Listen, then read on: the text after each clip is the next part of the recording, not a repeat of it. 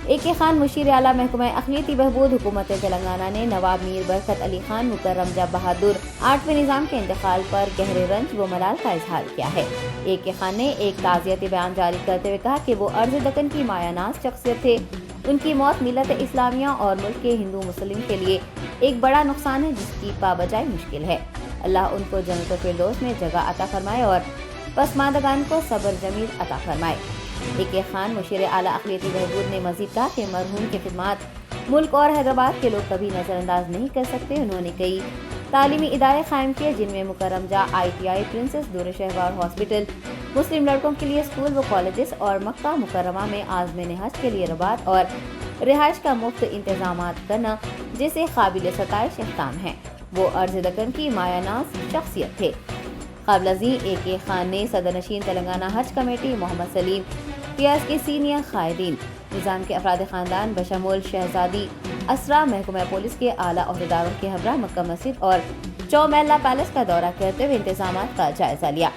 आपको बता दें कि आखिरी निज़ाम मीर उस्मान अली खान के पोते मीर बरकत अली खान मुकर्रम जा बहादुर के जसद खाकी को 17 जनवरी को चौमहला पैलेस लाया जाएगा और 18 जनवरी को उनकी नमाज जनाजा मक्का मस्जिद में बाद नमाज असर अदा की जाएगी।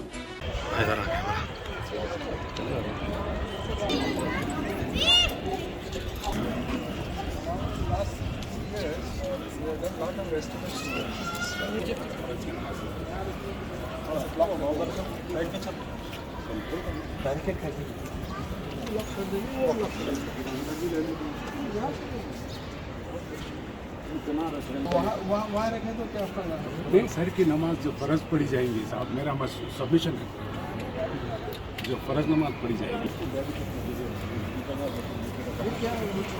वो कंस्ट्रक्शन के लिए जो हम फेंसिंग किए थे वो है यहाँ पे कंसर्ट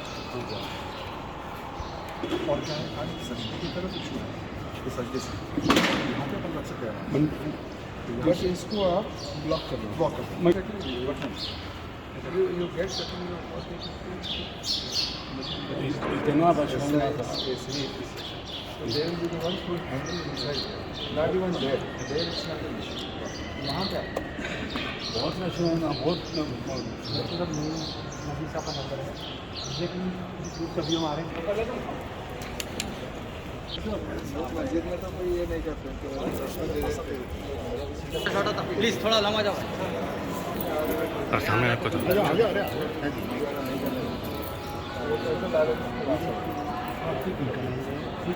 कोई